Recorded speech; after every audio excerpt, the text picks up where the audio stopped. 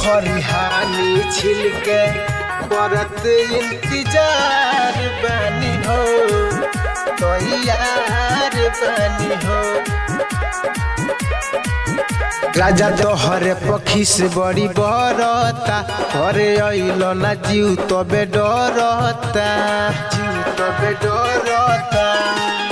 राजा तोहरे पखी से बड़ी बरता, घरे अइलो ना जीव तबे डरता। सोचिए के टेंशन से बीमार बानी हो, खरिहानी छिलके करत इंतजार बानी हो, तैयार बानी हो, तैयार बानी हो। कब दवरी करब बड़ी हम बेमार बानी हो, तैयार बानी हो, तैयार बानी हो। कबले दवरी करब करत इंतजार बानी हो, तैयार बानी हो।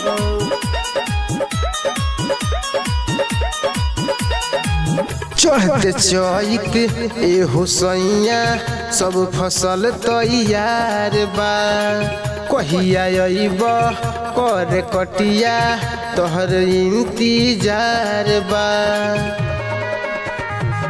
चढ़ते चैत ए हुसैया सब फसल तैयार बा, कहिया अइब कर कटिया तोहरे इंतजार बा। चढ़ जाई सब खेतवे में तीसी राजा जी, दुनू हाथे हम कहिया ले मिसी राजा जी। कई दिन से झेलत हम बुखार बानी हो, खरिहानी छिलके करत इंतजार बानी हो, तैयार बानी हो, तैयार बानी हो। कबले दवरी करब करत इंतजार बानी हो, तैयार बानी हो।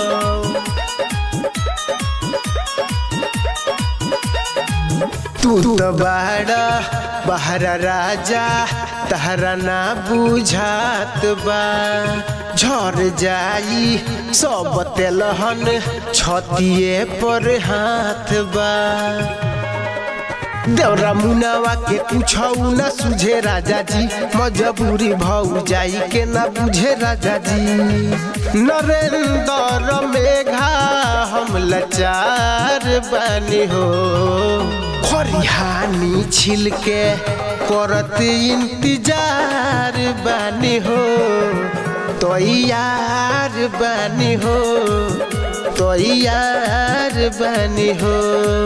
कबले दवरी करब करत इंतजार बानी हो, तैयार बानी हो, तैयार बानी हो।